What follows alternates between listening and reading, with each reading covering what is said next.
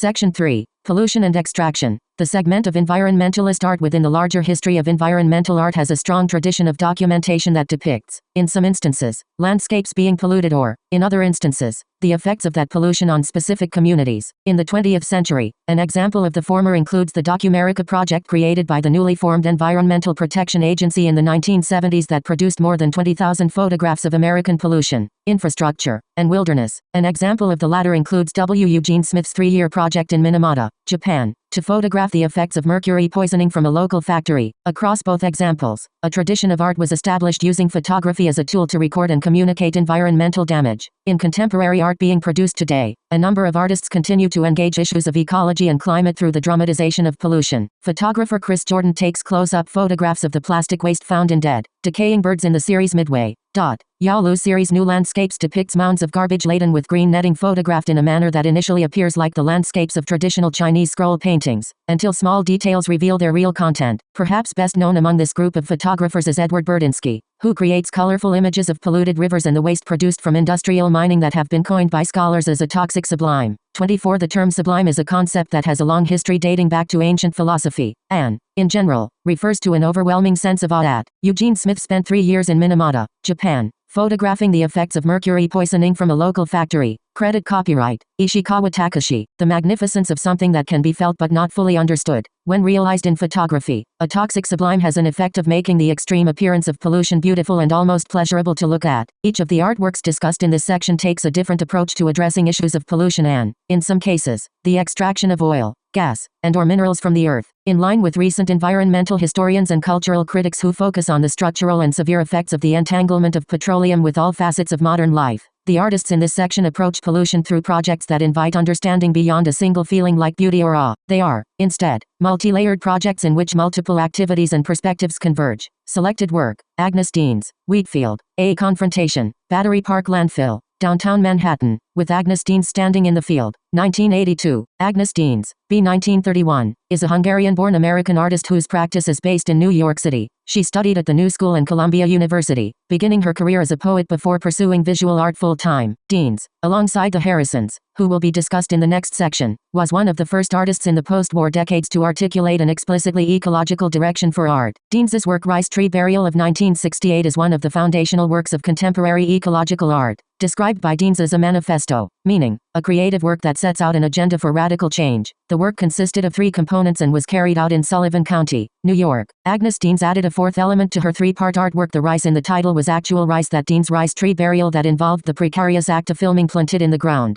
As both a gesture and actual, the precipice of Niagara Falls for a sustained period of 7 means to sustain life. The tree mentioned was Days, while propped out over the falls on a constructed ledge, a group of mature trees that the artist wrapped in chains, creating a zigzagging pattern of metal reaching up toward the sky. As a symbolic expression of human damage and interference with the natural world, the burial Deans staged was one of burying a haiku poem she had written. The artist has stated that she did not keep a record of her poem since part of her expression was to give up human thought and the conventions of poetic form into the earth. All of these actions constitute the first of many works that Deans describes as exercises in ecologic, a complex of site-oriented artworks that bring together philosophical concepts and ecological concerns. 25. Nearly a decade later, Deans was asked to recreate this work at Art Park, an outdoor space for site-based artworks in Lewiston, New York, which she did with slight modifications. In the second iteration, the rice was planted on a half-acre of land, but its growth was affected by mutations from contaminants in the soil. The contaminants arose from Art Park's proximity to Love Canal, an abandoned waterway off of the Niagara River in Niagara Falls. Love Canal was the site where some 21,000 tons of toxins were dumped by the Hooker Chemical Company, now Occidental Petroleum Company, in the mid-20th century. While Deans, once again, chained trees in the second iteration of Rice Tree Burial, she did not bury a poem, but instead fashioned a time capsule that she encased in 9 feet of concrete, with a plaque indicating that it should not be opened until the year 2979. The artist also added a 4th element to the previously 3-part artwork that involved the precarious act of filming the precipice of Niagara Falls for a sustained period of 7 days, while propped out over the falls on a constructed ledge. Deans's next major project following the conclusion of her performance and installation at Art Park was Wheatfield A Confrontation,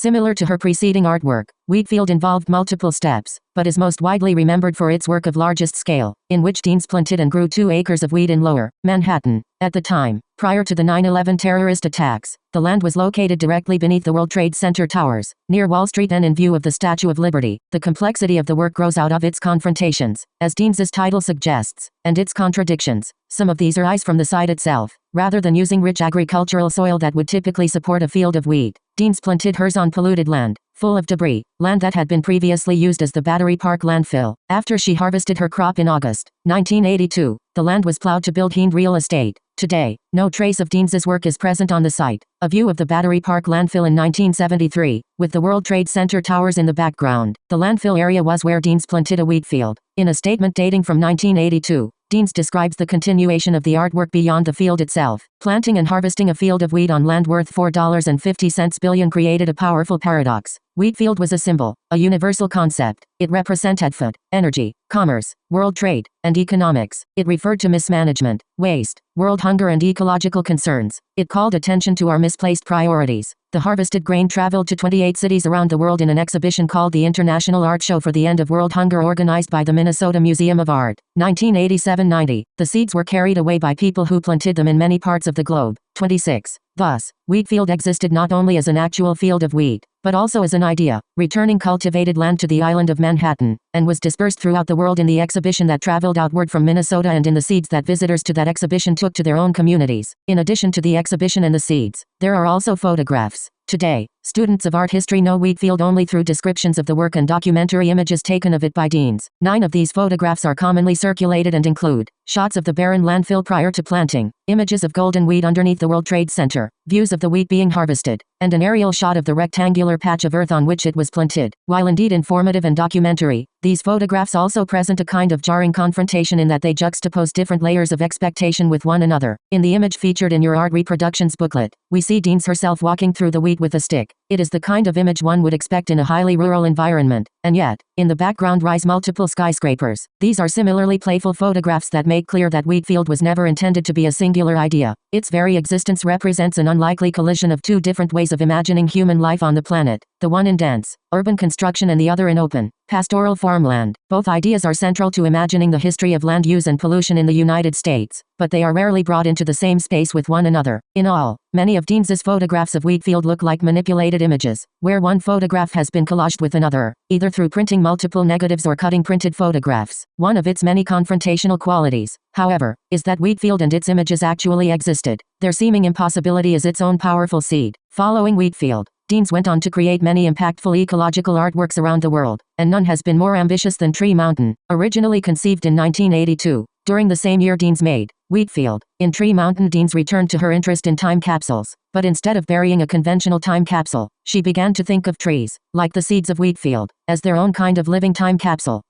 For Tree Mountain, Deans proposed a pattern of 10,000 trees, to be planted by 10,000 people, according to an intricate geometrical spiral. Given these significant provisions, it took a decade for Deans to find the funds and land to realize her vision, which came to fruition when the government of Finland announced at the 1992 Earth Summit in Rio de Janeiro that it would sponsor her piece. Now in its third decade, Tree Mountain was in fact planted with some 11,000 trees by 11,000 participants, exceeding Deans's original expectation, with the interesting proviso that each of the people who planted these trees would hold right of ownership to their tree for a period of 400 years. Deans's artwork continues to challenge the norms of how communities interact with local ecosystems and brings forth the possibility that works of art might span large swaths of time and space in their impact and reach. A view of Tree Mountain in the winter, by Strada Swami, https://www.flickr.com/photos/995000903 n08-93737023444 cc by 2.0 https://commons.wikimedia.org/w/index php curate equals 77,173,861 selected work Noah Purifoy Offshore drilling. 1995. Noah Purifoy was born in Snow Hill, Alabama, in 1917, and died in 2004, having lived and worked in Los Angeles, California, and the nearby town of Joshua Tree, California, the 12th of 13 children. He grew up in poverty in a sharecropping family and went on to receive a bachelor's degree from Alabama State Teachers College and a master's in social work from Atlanta University in the 1940s, before moving west and studying for a Bachelor of Fine Arts degree at the Chouinard Art Institute in 1956. As galleries in Los Angeles were not open to showing black artists, Purifoy, like a number of other emerging, West Coast African American artists of the period, began his arts career with design objects, such as stereo cabinets, beds, and wall decorations. In 1964, he co-founded the Watts Towers Art Center, which was named after the independent artwork created in the LA neighborhood of Watts by Simon Rodia over decades in the 20th century. The Watts Towers Art Center provides arts instruction and opportunity for members of the Watts community. 2 years later, Purifoy's practice gained a substantial new audience when he created and exhibited a series of junk art sculptures in a traveling exhibition titled 66 Signs of Neon. The exhibition arose as a direct response to the August 1965 Watts Rebellion, a period of 6 days in which people in Watts, a predominantly black neighborhood located directly south of downtown Los Angeles, took to the streets following the arrest of an African-American man suspected of driving under the influence. Long-standing frustration with socio-economic conditions and police brutality exploded, and the rebellion resulted in 34 deaths, more than 1,000 injuries, damage to 1,000 buildings, and 4,000 arrests. Combing through debris left in the aftermath of the rebellion, Purifoy worked alongside the artist Judson Powell to organize an exhibition of assembled sculpture created from the found refuse. Purifoy and Powell began with materials created from the lead of melted neon signs and added works by 6 additional artists to build a total exhibition of 66 objects. The exhibition traveled nationally and internationally, with some of its objects being sold and replaced. The result was an exhibition that drew upon recent artistic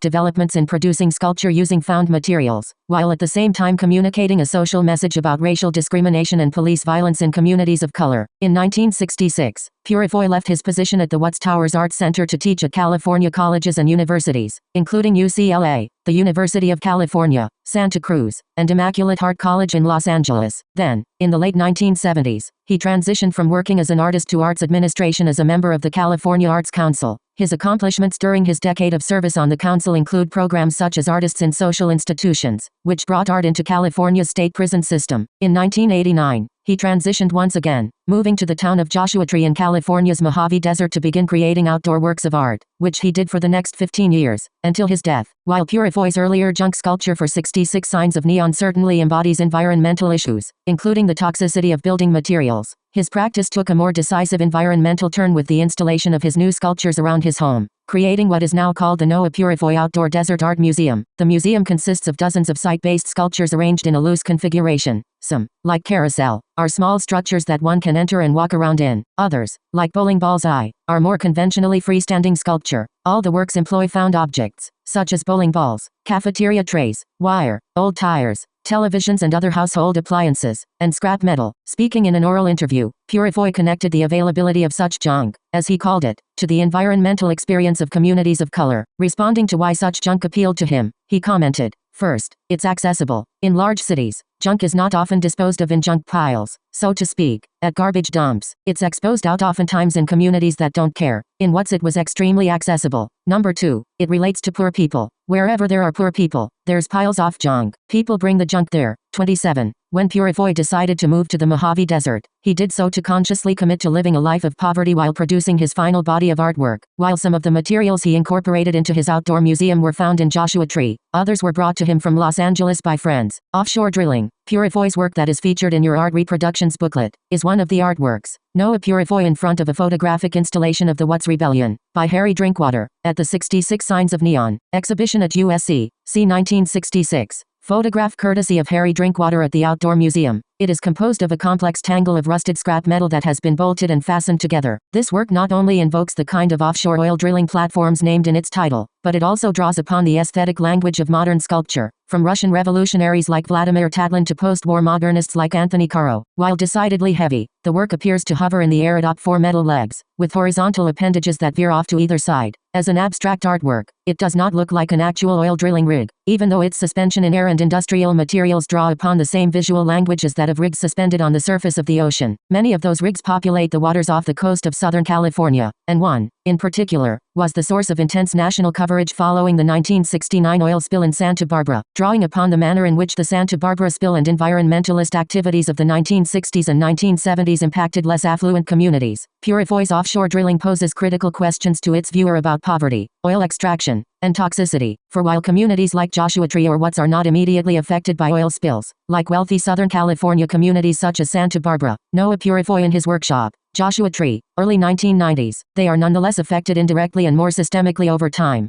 This is because photo source, Noah Purifoy Foundation, the distribution of wealth, increases in industrial production, and expansion of urban infrastructure that result from oil extraction disproportionately benefit wealthy communities, while that industrial production and infrastructure tend to further pollute and disrupt poorer communities and their residents. In many ways, Purifoy's outdoor museum can be understood as its own miniaturization of a city. It has many structures, representations of different amenities, and even signs, but it is a city that lays bare the inequalities that many actual cities hide by assigning the effects of poverty and pollution to areas and communities that are less visible from the outside. As a case in point, at the Outdoor Museum, offshore drilling is located right beside an all-white sculpture named Ode to Frank Gehry, 2000, which is also suspended on poles, making the two works like pendants to one another, whereas offshore drilling points to the ways in which environmental racism tends to disappear beneath the surface image of cities. Ode to Frank Gehry is named after the prominent LA architect whose buildings define the image of cities not only in Southern California, but all over the world. Gehry's Guggenheim Museum in Bilbao, Spain, of 1997 is fashioned in distinctive titanium panels, a material he also used for later buildings, including the Disney Philharmonic in downtown Los Angeles. Gehry's work became a marker of large-scale urban gentrification, in counterpoint to the junk of Purifoy City and the systemic effects of offshore drilling. Selected work,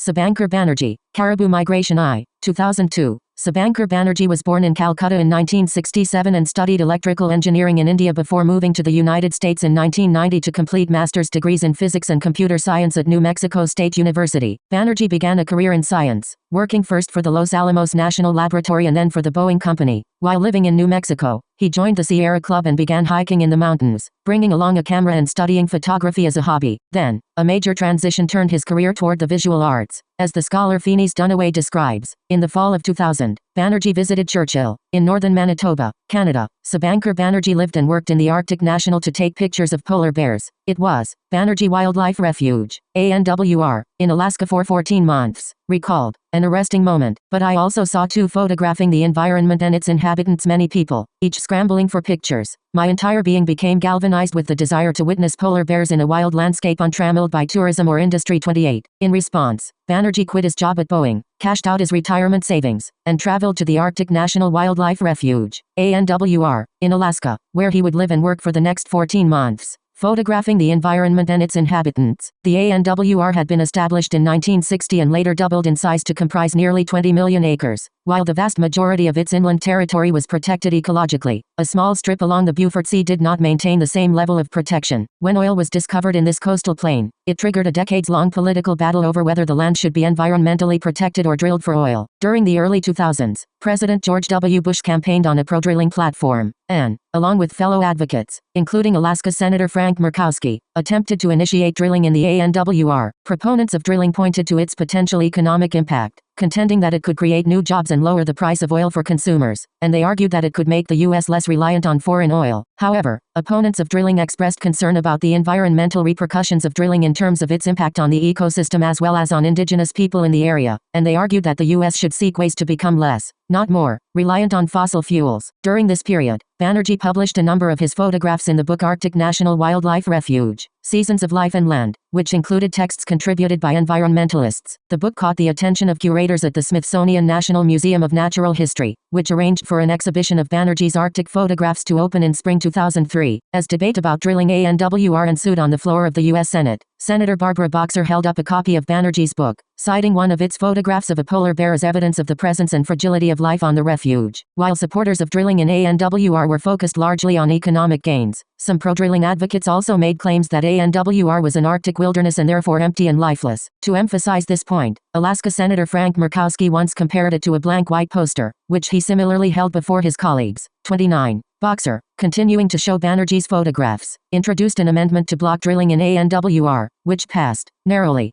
52-48. In the years since that vote, the refuge has wavered between protections and monetization, coming closest to drilling when the Department of the Interior officially opened 1.5 million acres of the ANWR to the oil and gas industry on August 17. 2020, in the months leading up to the national presidential election. On January 6, 2021, the federal government sold oil and gas leases in the amount of $14.40 million, a total vastly less than anticipated and funded almost entirely by the State-owned Alaska Industrial Development and Export Authority. 2 weeks later, on his first day in office, President Joe Biden issued an executive order to place a moratorium on oil and gas extraction in the ANWR, a measure that has subsequently been bolstered by the Interior Department, formally suspending oil and gas drilling leases in the area. 30. As debate about drilling ANWR ensued on the floor of the U.S. Caribou Migration Eye is a central image to Senate. Senator Barbara Boxer held up a copy of Banerjee's Arctic National Wildlife Refuge Project book, citing one of its photographs of a polar bear as evidence of the presence and fragility of life on the refuge, and has become one of the most iconic images of the continued struggle to ecologically protect the ANWR.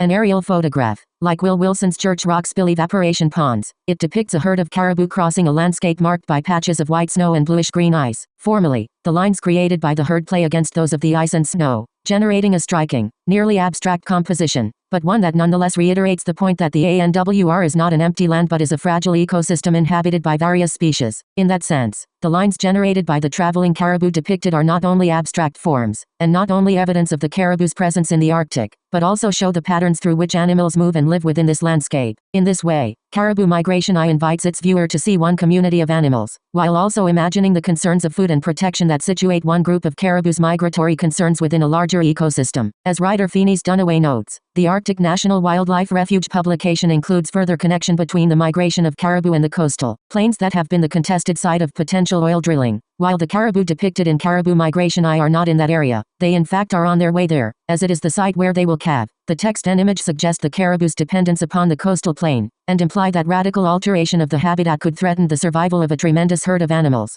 31. In addition to the caribou themselves, a broader understanding of the ecological connections within the ANWR would also recognize the dependence of the indigenous Gwich'in population of the region on caribou, which provide a key source of food. An ecological perspective on the contested space along the Beaufort Sea involves an expanded view. The caribou depicted in Caribou Migration. Bernadette Demientieff, a member of the Gwich'in Steering Committee, speaks in support of congressional efforts to protect the Arctic in 2019. I depend on the coastal plain to sustain life generation to generation, and the Gwich'in people depend on the caribou to sustain theirs. Even though neither population lives in the coastal plain for the majority of any given year, the protections put in place in June 2021, were, in turn, lauded by Gwich'in leaders, though they acknowledge that the protections will not be secure until further backed by the U.S. legislature. In a statement released by Chief Dana Tizaya Tram of the Vuntut Gwich'in First Nation, our work will not stop until our lands are permanently protected through legislation. 32. Selected work, Vic Muniz, Marat, Sebastião, From Pictures of Garbage, 2008. Vic Muniz was born in São Paulo, Brazil, in 1961 and is an artist and photographer whose practice has been based in both New York City and Rio de Janeiro since the 1980s. Having initially worked in advertising following his high school studies in Brazil, Muniz moved to the United States in his early 20s, working odd jobs in Chicago and New York before establishing his career, first in sculpture, and, more famously, in photography. Muniz's art has been widely celebrated by art critics and the general public, making him one of the most broadly recognizable artists working today.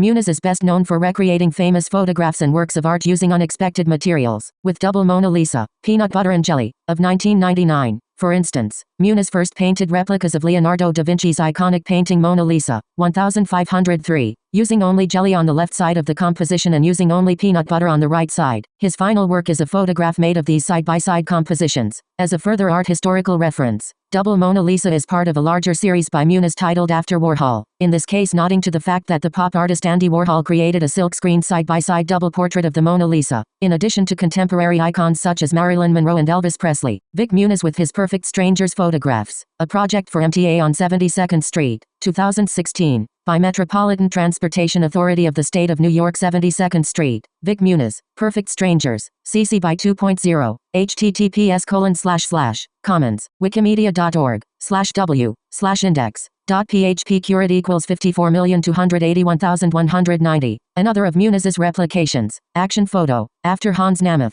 used chocolate syrup to refashion an iconic documentary photograph by Hans Namath in 1950 that depicts the post-war American artist Jackson Pollock at work in his studio. Like other abstract expressionist painters of the post-war period, Pollock was recognized for the uniqueness of his abstract style of painting, and Namath's photographs played an integral part in communicating the exact kind of dripping, splashing, and brushing techniques that Pollock used to create his paintings. Through further tongue-in-cheek playfulness, the material, chocolate syrup, that Muniz used to create this and other works is both a single, dark, shiny color that mimics the format of Namiff's black and white photographs and also a material that is poured, like Pollock's paint. Much of the interest and pleasure that viewers draw from Muniz's photographs derives from their knowledge and memory of the original works that he copies. Earlier in his career, he developed this role of memory even more forcefully through a series called The Best of Life, for which he would sketch, from his own memory, well-known photographs from Life magazine and then rephotograph his recreation, in effect creating a photograph of a memory drawing of a photograph, a waste picker in Brazil with collected cans and bottles. These memory renderings include JFK Jr. saluting his father's coffin, man stopping tank in Beijing, kiss at Times Square, and man on the moon, the same image that is also referenced in Elora and Calzadilla's landmark,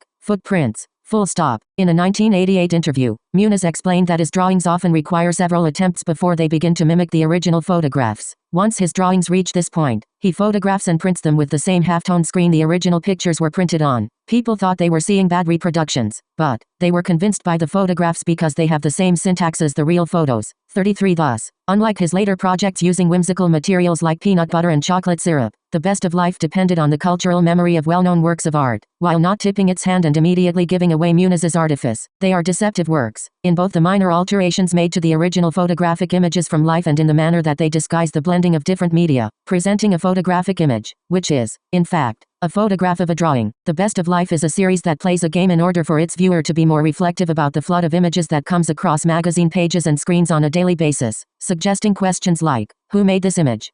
How did they make it?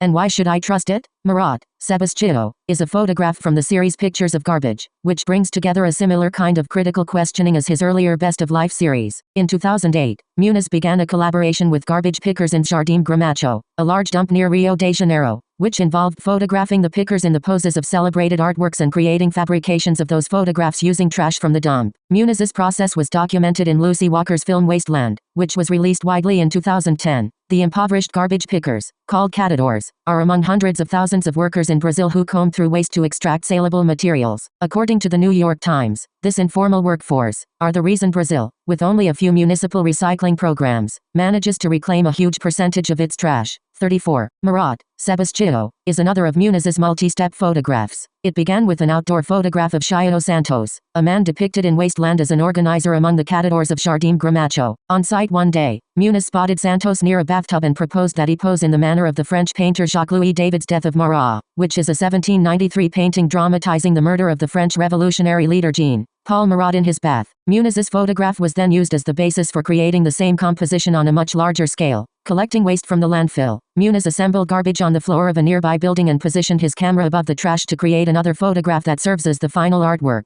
a photograph mimicking a photograph, which itself mimics an 18th-century painting. Muniz then sold his works at auction, giving back a portion of the profit to the catadores depicted in his works. In the artist's words, I'm at this point in my career where I'm trying to step away from the realm of fine arts, because I think it's a very exclusive, very restrictive place to be. What I want to be able to do is to change the lives of people with the same materials they deal with every day. 35 The result is a series of photographs that imitate not only David, but other renowned European artists, including Caravaggio, Goya, Millet, and Picasso. As a positive outcome, Muniz's photographs, alongside Walker's film, have raised awareness about the condition of catadores in Brazil and the need to reuse and recycle waste in Brazil and around the world, and they have provided direct payment for the involvement of the garbage pickers in Muniz's project. As an art series, however, Pictures of Garbage has also drawn critical questions about why the images of historical European artists are used to represent catadores, who struggled to survive in a country that had been under the colonial rule of that same continent during the period when most of the original paintings were made. It is an ambiguity in Muniz's project that is ultimately unresolved and which raises provocative questions about what values are most important in evaluating the ethics and real-world impact of environmental artworks. Catadores look for items with resale value in a garbage heap in Brazil. Section 3 Summary 6 Documentary photography has played a foundational role in establishing a tradition of art that records and communicates the environmental damages of pollution and extraction. Contemporary artists continue to address in their artwork. For some, there is a tendency to dramatize pollution. The artists addressed in this section address pollution and extraction through multi-layered 6 projects in which multiple activities and perspectives converge. Selected work: Agnes Deans, Wheatfield, A Confrontation, Battery Park Landfill, Downtown Manhattan. 6 With Agnes Deans standing in the field. 1982 6 Agnes Deans was one of the founding artists of contemporary ecological art. One of her 6 Pollution 6 formative works of eco-art was Rice Tree Burial of 1968, which she created first in Sullivan County, New York, and second at Art Park in Lewiston, New York. Wheatfield. A confrontation involved multiple steps, which included Deans planting and growing wheat on 2 acres of land in Lower Manhattan. She also photographed the site and performed for the camera by walking through the wheat field. Wheatfield. A confrontation was later incorporated into an exhibition titled the International Art Show for the End of World Hunger, organized by the Minnesota Museum of Art, where visitors could take home seeds harvested from Deans's wheat field. Following Wheatfield, Deans went on to create many impactful ecological artworks around the world, such as her acclaimed Tree Mountain in Finland. Selected work. Noah Purifoy. Offshore drilling. 1995 6 Purifoy was a Southern California-based artist who worked across many fields of practice, ranging from furniture design to arts administration to creating junk sculpture. 6 In 1966, he was a co-creator of the exhibition 66 Signs of Neon, which traveled around the United States showing sculptures made from the found refuse of the 1965 Watts Rebellion. 6 During the 1980s, he served as a member of the California Arts Council. 6 From 1989 until his death in 2004, he lived in the Mojave Desert in Joshua Tree, California, building artworks in his outdoor desert museum, which includes offshore drilling. 6 Offshore drilling is an artwork whose shape and materials recall the drilling rigs located off the coast of California that have created numerous oil spills. The found junk materials of the artwork also connect the industry of oil extraction and refinement to the environmental pollution that disproportionately affects poorer neighborhoods and communities of color. Selected work. Sabankar Banerjee. Caribou Migration I. 2002 6 Sabankar Banerjee is an artist, environmental scholar, and advocate who transitioned from a career as a scientist to pursue his passion for nature photography. 6 Caribou Migration I is part of a larger series of photographs that Banerjee took of life in the Arctic National Wildlife Refuge, ANWR.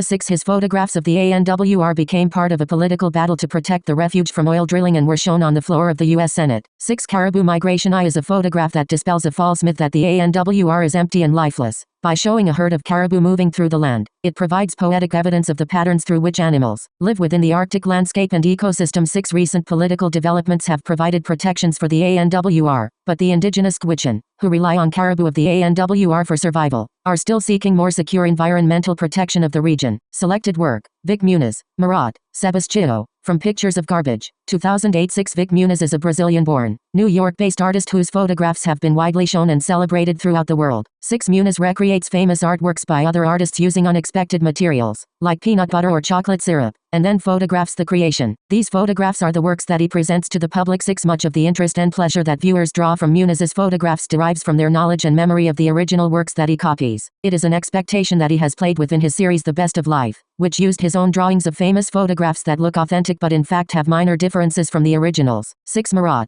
Sebastião. Pictures of Garbage is a photograph from the series Pictures of Garbage, in which Muniz recreates compositions of famous European paintings with the help of garbage pickers in Rio de Janeiro and garbage from the Jardim Gramacho landfill. 6 Marat. Sebastião is based on Jacques-Louis David's Death of Marat, which is a 1793 painting dramatizing the murder of the French revolutionary leader Jean-Paul Marat in his bath. 6 Muniz sold the photographs in the Pictures of Garbage series at auction and gave back a portion of the profit to the garbage pickers who posed in his pictures.